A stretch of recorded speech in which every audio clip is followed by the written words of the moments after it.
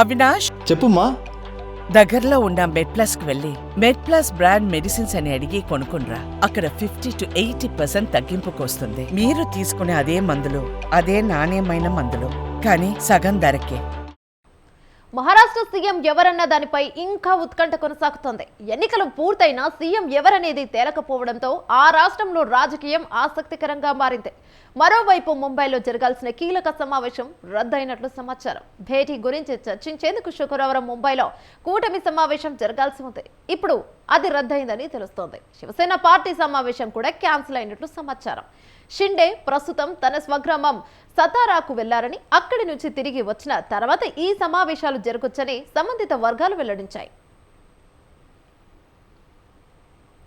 కేంద్ర హోంమంత్రి అమిత్ షాతో గురువారం మహాయుతి నేతలు ఏక్నాథ్ షిండే, దేవేంద్ర ఫడ్నవీస్, అజిత్ పవార్ సమావేశమయ్యారు. మహారాష్ట్ర సీఎం పదవిపై 1-2 రోజుల్లో నిర్ణయం తీసుకుంటామని ఆపద్ధర్మ సీఎం షిండే చెప్పారు. ప్రభుత్వ ఏర్పాటుపై సానుకూల చర్చలు జరిగాయని చెప్పారు. ముంబైలో మరోసారి చర్చించిన అనంతరం దీనిపై నిర్ణయం ప్రకటిస్తామని వెల్లడించారు. ఇదిలా ఉంటే ఫడ్నవీస్ ముఖ్యమంత్రి రేసులో ముందున్న మరో ఆలోచన పైన బీజేపీ అధిష్టానం కసరత్తు చేస్తున్నట్లు తెలుస్తోంది. మహారాష్ట్రలోని సామాజిక సమీకరణాలను బీజేపీ అధిష్టానం బేరీజు వేస్తున్నట్లు తెలుస్తోంది. మరోవైపు ఉప ముఖ్యమంత్రి పదవిని ఏక్నాథ్ షిండే తిరస్కరించారని ఆయన సన్నిహితులు తెలిపారు. కేబినెట్ లో ఆయన భాగంగా ఉండాలని, అయితే సీఎంగా చేసి మళ్లీ ఉప ముఖ్యమంత్రిగా ఎలా చేయగలరని శివసేన ఎమ్మెల్యే సంజయ్ సిర్సాత్ అభిప్రాయపడ్డారు.